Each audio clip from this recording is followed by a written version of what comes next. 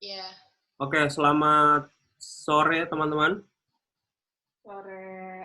Oke, pada kesempatan kali ini kalian iya akan sore. mempresentasikan tentang seni musik dan film. Oke, waktu dan tempat dipersilakan. Iya. Ya, Assalamualaikum warahmatullahi wabarakatuh. Kami dari kelompok 8 akan mempresentasikan seni musik dan film. Saya Lola Dia Putri dan Saya Adolfina Prihasanti. Saya Kezia Mila Yudi. ya pertama akan dibacakan oleh Adolfina. Silakan. Jadi pertama-tama kita membahas mengenai apa itu seni, musik, dan film. Jadi secara umum seni musik merupakan hal yang mencakup melodi, tempo, irama harmoni, dan vokal yang berperan penting sebagai sarana untuk menggambarkan perasaan sang penciptanya, yang dimana dapat diartikan sebagai rasa indah dari sebuah konsep. Film itu sendiri adalah hasil cipta karya yang memiliki kelengkapan dari berbagai unsur seni untuk melengkapi sebuah kebutuhan spiritual. Kaitan seni musik dan film lumayan erat, yang dimana adanya film layar lebar, sinetron, serial, animasi. Sorry, ininya mana ya? Share screen-nya. Ini. Kelihatan nggak sih? Ini Bang. Ada Bang? Ada ya? Oh, di gua ada kelihatan, Wud. Kelihatan, Wud. Di lu ada Bang? Ada. Oh, oke. Jadi gua doang nih ya? Ya udah, sikat. Oke, maaf, silakan lanjutkan. Nah, terus ada musik film yang dimana musik menguatkan maupun mempertegas emosi dalam adegan tertentu. Pertama kali digunakannya pada tahun 1896 yang berjudul Tearing Down a Wall. Nah, kemudian untuk form dan style merupakan seni di mana seni musik film didukung dengan adanya dialog dan gambar untuk membangun suasana hati dan nada film itu sendiri. Contohnya musik klasik pada film Mary Poppins dan musik jazz pada film La La Land. Produksi dengan tema dan penyanyi yang telah ditentukan. Kehadiran musik telah diperhitungkan sejak awal, sama halnya dengan menciptakan adegan, dialog, shoot, dan teknik editing yang digunakan. Kehadiran musik yang diinginkan sutradara dalam filmnya yang diciptakan oleh penata musik atau komponis. Jadi, produksinya adalah mengetahui adegan mana yang akan diisi dengan musik, lalu menentukan instrumen atau penyanyi bersama sutradara untuk mengisi adegan tersebut. Fungsinya untuk mempersiapkan penonton secara perlahan ke dunia musik, ke dunia film, dan mempersiapkan mereka untuk adegan yang akan muncul. Sebagai penambahan juga untuk sebagai penambahan emosi, seperti sedih, senang, dan lain-lain. Untuk distribusi, pemasarannya biasanya dilakukan dengan cara menulis musik di belakang, menulis judul film di belakang judul lagu. Contohnya seperti Portals, From Avengers Endgame. Terus ada eksibisi. Eksibisi ini biasanya dilakukan dengan cara menayangkan ke bioskop, menayangkan di platform, sama televisi. Terus, musik merupakan media penting dalam film setelah penggunaan dialog dalam film. Awalnya musik digunakan dalam film bisu dengan tujuan berbeda dengan film berbicara. Banyak film yang dibuat tanpa musik, dan ada yang berhasil dan ada yang tidak. Musik film adalah musik yang menguatkan maupun mempertegas emosi dalam adegan tertentu. Sekian presentasi kelompok kami. Apa ada yang ingin ditanyakan? Udah ya? Oke. Udah, Bang. Mungkin Bagus Don bisa ada yang ditambahkan, Bang Don?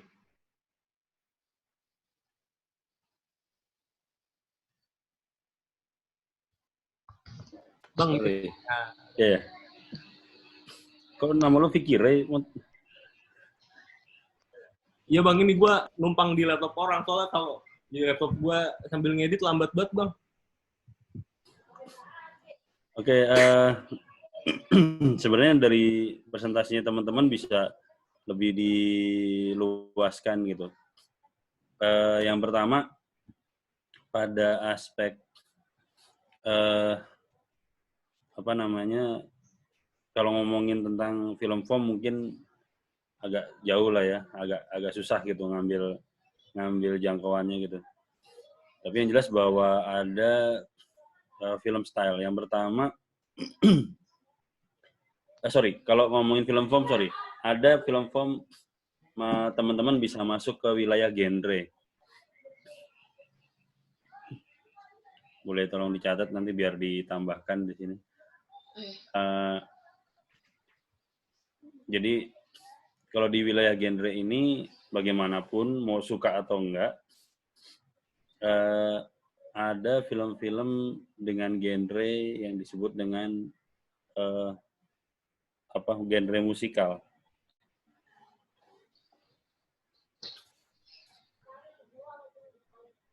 Jelaskan bahwa namanya udah musikal, walaupun justru ada perpaduan antara tarian sama nyanyian, tapi musikal itu sendiri justru ternyata memang genre musikal itu tidak semua menggunakan tarian. Salah satu contohnya, lo bisa cari film judulnya Pink Floyd The Wall. Nah, film Pink Floyd The Wall itu adalah salah satu film musikal tapi tidak menggunakan tarian. Bahkan film tersebut menjadi salah satu film yang kemudian mengubah perwajahan dari video musik pada masa sekarang. Jadi kalau zaman dulu tuh video musik ya cuman orang manggung terus di shoot gitu kan. Ya kayak kalau lo nonton Beatles misalnya, yang awal-awal ya, Beatles, Rolling Stone, atau The Doors itu, biasanya mereka kan nyanyi di panggung, terus kemudian diambil gambarnya gitu. Nah, Pink Floyd The Wall kemudian merubah perwajahannya, bahkan sampai kemudian film tersebut kemudian memberi inspirasi atau kemudian mendorong munculnya salah satu channel di TV berbayar pada waktu itu, namanya channel MTV, Music Television. Dan yang kemudian terjadi adalah orang kemudian bisa memanfaatkan itu untuk mendistribusikan ataupun menjadi alat promosi untuk untuk masyarakat musik gitu ya, masyarakat musik. Yang kemudian kita menyebutnya dengan istilahnya, kalau di Indonesia sih sebenarnya menyebutnya video klip, buat saya itu agak salah gitu. Karena kalau di luar sih sebutnya musik video atau video musik sebenarnya. Yang benar istilahnya itu.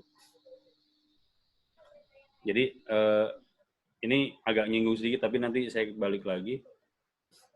Ya, itu yang pertama, bahwa ada genre yang namanya musikal. Terus yang kedua, juga teman-teman bisa masuk adanya aspek-aspek dari musik yang kemudian dijadikan ide untuk untuk cerita. Ya berapa banyak film tentang band, tentang penyanyi, ya kan, atau tentang pemusik. Ya kayak Milos Forman pernah bikin film Amadeus tentang yang bercerita tentang Wolfgang Amadeus Mozart misalnya. Atau ya mungkin teman-teman malah bisa lebih banyak dapat kan musik, misalnya. Ya belum lagi kayak kalau kita ngomongin film kan bukan cuma film fiksi kan, film dokumenter itu berapa banyak yang tentang musik. Ya kan? Nah, itu artinya bahwa dalam film form setidaknya banyak ide-ide yang kemudian jadi cerita di dalam film tersebut adalah ide-ide dari dunia musik gitu. Atau yang paling terakhir bukan terakhir ya, tapi terakhir ini kan ada kayak film A Star Is Born atau Bohemian Rhapsody, mungkin teman-teman udah pada nonton. Itu bahkan, nah ini sebenarnya begitu masuk ke film stylenya yang pertama sebenarnya sebelum masuk ke penataan suara, musik ini akhirnya juga sangat berpengaruh, terutama ngomongin ritme, ngomongin pacing gitu ya, atau temponya, itu berkaitan dengan aspek yang namanya editing. Bisa ngobrol sama Bang Momot lah itu, ngomongin tentang ritme sama tempo dalam editing tuh. Beliau lumayan canggih lah tuh. Nah, jadi artinya bahwa seorang yang melakukan editing aja itu juga kenapa harus setidaknya mungkin nggak harus bisa main musik. Kalau bisa main musik bagus, tapi kalaupun enggak, dia harus juga agak mau memahami aspek musik. Karena berkaitan dengan aspek tempo tadi, tempo dan pacing-nya ya, atau ritmenya. Karena ritme kan berurusan dengan aspek durasi gitu kan, durasi dari potongan, cutting-nya gitu misalnya. Nah, baru ketika masuk ke penataan suara, mungkin teman-teman bisa merujuk dari awal banget, misalnya aspek suara di dalam film kan diawali justru dari musik, bukan dari dialog sebenarnya. Iya kan? Karena apa? Karena banyak tadi sebenarnya udah disinggung sama teman-teman ketika itu, maksud gue bisa dirunutin lah gitu ya. Dirunutin, artinya bahwa ketika ngomongin tentang penataan suara, yang paling awal sekali anggaplah sebagai penataan suara adalah justru film-film bisu itu diiringi oleh musik. Dari mulai diiringi dengan piano, bahkan diiringi dengan orkestra bahkan. Misalnya gitu.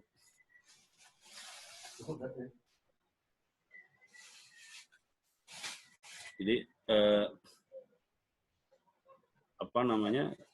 ada yang orkestranya mungkin juga bukan orkestra besar ya, karena bagaimanapun kan itu di dalam gedung bioskop kan, jadi ada semacam mini orkestra lah gitu. Nah itu kemudian ketika muncul suara dalam konteks ini dialog, baru kemudian musik kan tidak lagi menjadi pengiring gitu kan, pengiringnya. Kalau sebelumnya kan cuma pengiring aja gitu. Nah kalau ini akhirnya kemudian musik tadi yang teman-teman sudah presentasikan, justru akhirnya kemudian musik menjadi semacam komponen tersendiri yang bisa jadi dominan, bisa juga jadi pelengkap gitu kan di dalam penataan suara kan gitu. Bahkan kalau misalnya di tata suara kan ada, mungkin bisa dibilang secara dasar kan yang dianggap sebagai bagian dari penataan suara kan adalah musik scoring. Ya, nah dari musik scoring ini sebenarnya juga bisa terbagi-bagi. Secara produksi, tadi yang ini agak nyinggung produksinya.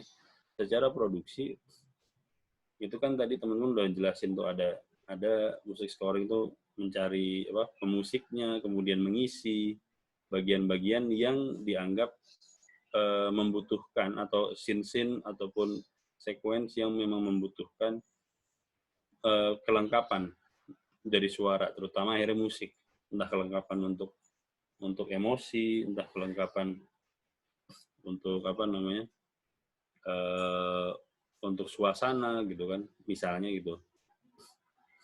Nah tapi juga sebenarnya selain itu musik yang lain, ada aspek musik yang lain juga bisa kemudian muncul, walaupun itu juga menjadi bagian dari musik scoring sebenarnya.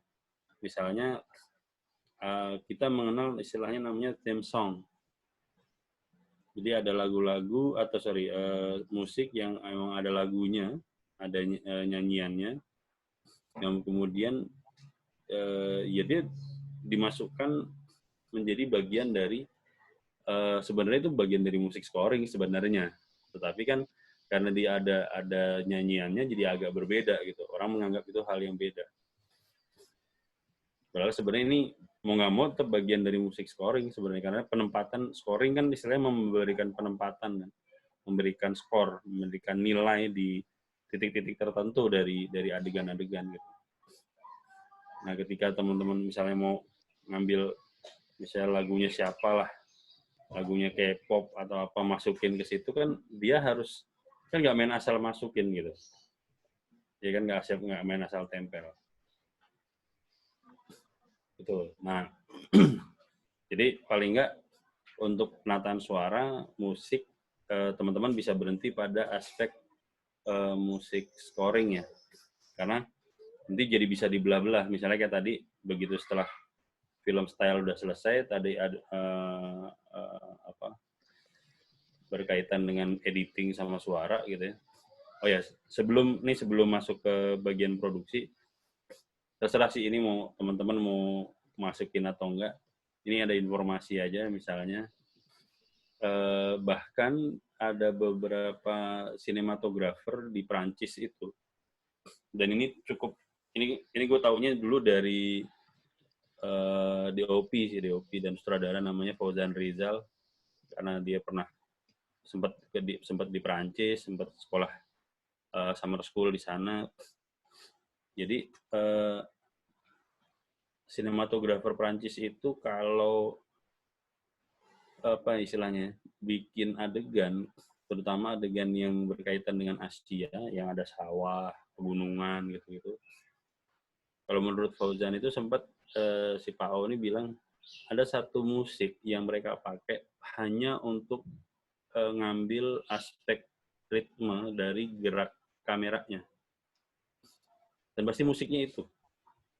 Tapi gue mohon maaf, gue lupa judul lagunya, musik. Tapi musiknya model musik orkestra gitu. Jadi menurut Fauzan Rizal gitu. Artinya ini terserah ya teman-teman mau dimasukin atau enggak nantinya, tapi ini informasi aja bahwa ada yang memanfaatkan musik untuk sebagai acuan dari gerak kameranya gitu. Masalahnya kan ini kayak contoh kasus ya, nggak secara menyeluruh memang digunakan gitu.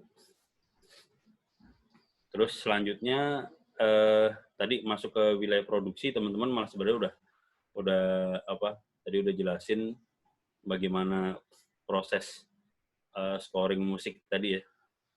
Ya sebenarnya juga proses-proses scoring musik itu kan macam-macam ya. Ada yang di take langsung, ada yang sendiri-sendiri, ya model kayak orang rekaman musik sebenarnya.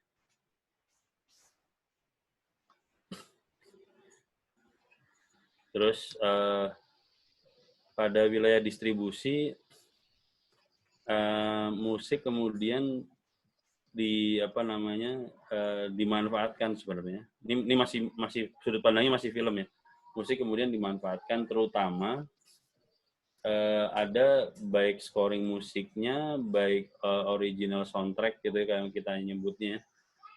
Itu kemudian secara distribusi untuk meningkatkan aspek penjualannya untuk mengangkat aspek promosinya. Baik scoring musiknya maupun original soundtracknya gitu ya, itu kemudian dijual kan dalam bentuk misalnya CD. Kalau zaman dulu CD, kaset gitu ya, mungkin kalau sekarang di platform Spotify misalnya, ataupun Joox misalnya, atau platform digital lah gitu misalnya. Itu kan sebenarnya fungsinya untuk distribusi sebenarnya, untuk bagian dari promosinya. Nah, terus juga ada faktor eksibisi. Nah, kalau faktor eksibisi ini sebenarnya tadi teman-teman bisa balikin lagi pada film-film bisu sebenarnya. Karena bagaimanapun ketika film diputar kemudian diiringi oleh piano ataupun mini orkestra, sebenarnya itu kan bagian dari faktor eksibisi gitu. Tapi juga misalnya eksebisi di dalam film misalnya, kayak sekarang kan misalnya ada premier misalnya ya. Kan faktornya foto-foto eksebisi sebenarnya, bukan distribusi ya, tapi eksebisi. Premier film karena memang berkaitan sama band, kemudian ada bandnya, nah itu kan foto-foto eksebisi bisa masuk di situ. Oke, paling nggak dari gua yang sudut pandang filmnya dari di situ, bisa sampai di situ. Mungkin teman-teman bisa cari aspek lain yang mungkin lebih mungkin teman-teman bisa lebih teliti. Nah, tapi juga sebenarnya musik sendiri, kalau dari sudut pandang musik, sebenarnya juga ada yang berkaitan dengan, atau kemudian berkaitan dengan film. Tadi udah gue singgung misalnya pada aspek,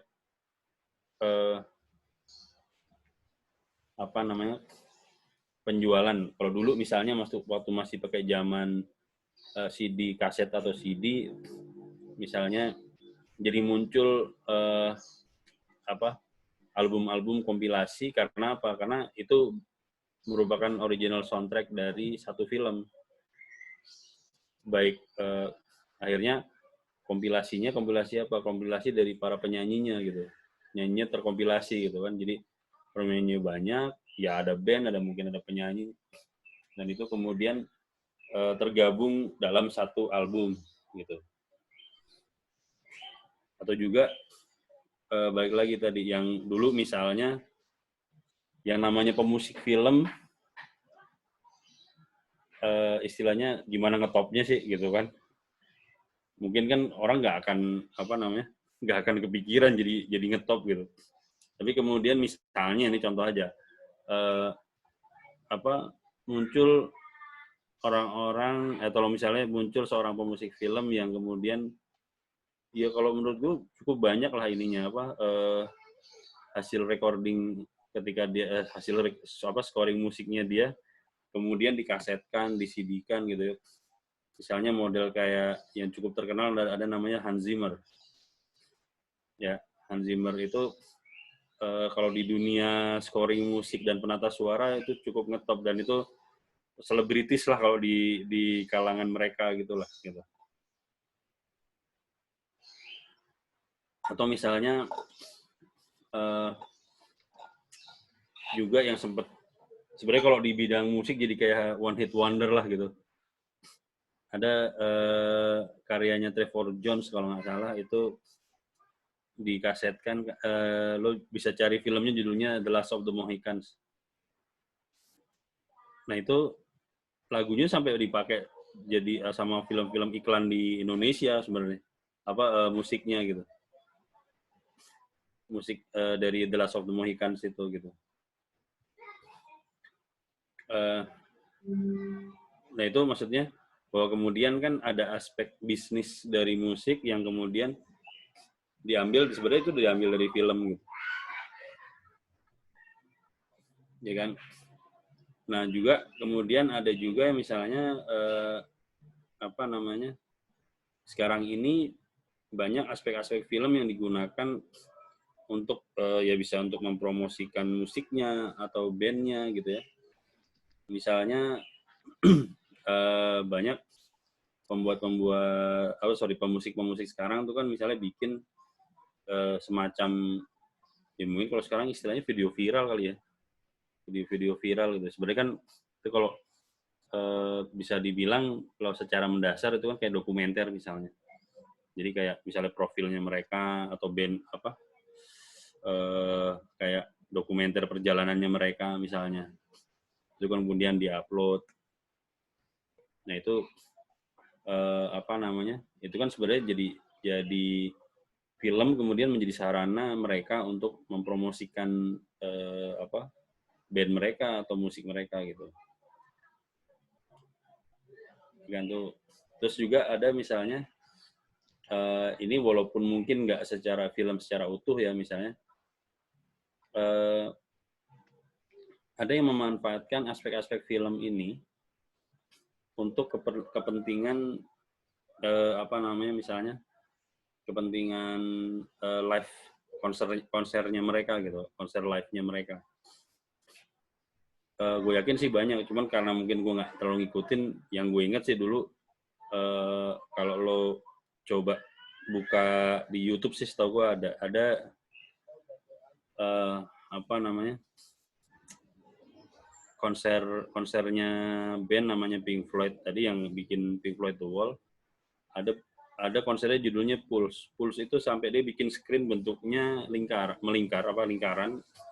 yang kemudian diisi oleh diisi oleh bukan cuma gambar, itu udah kayak istilahnya jadi kayak lo nonton video musik tapi musiknya musik live gitu. Sampai kayak gitu.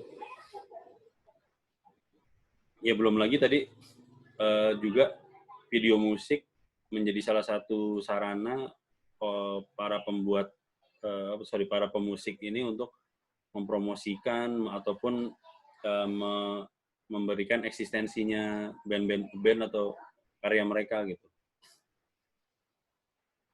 Ya kalau dari gue setidaknya itulah. Mungkin dari Bang Momot ada tambahan mungkin.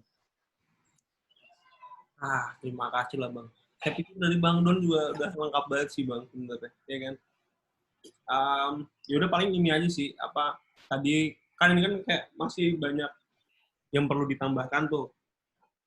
Ya, ntar di ini aja diperbaikin aja, ditambahin kan tadi dicatetin tuh. Kalau misalkan pun lupa nggak sempat ada yang kelibet, nanti kan ini bakal ditaruh di Google Classroom kan. Ntar lu bisa cek dan nih apa aja yang mesti diperbaikin, yang mana aja gitu. Udah kalau dari gue sih cukup ya Bang ya. Udah cukup ya. Udah kalau begitu terima kasih teman-teman sudah melakukan presentasi dengan baik dan ya dengan baik. Oke. Ya, siap Gitu. Bang. Terima kasih ya. Iya Semoga Bang. stay safe dan tetap sehat-sehat selalu teman-teman. Ya, sehat juga Bang.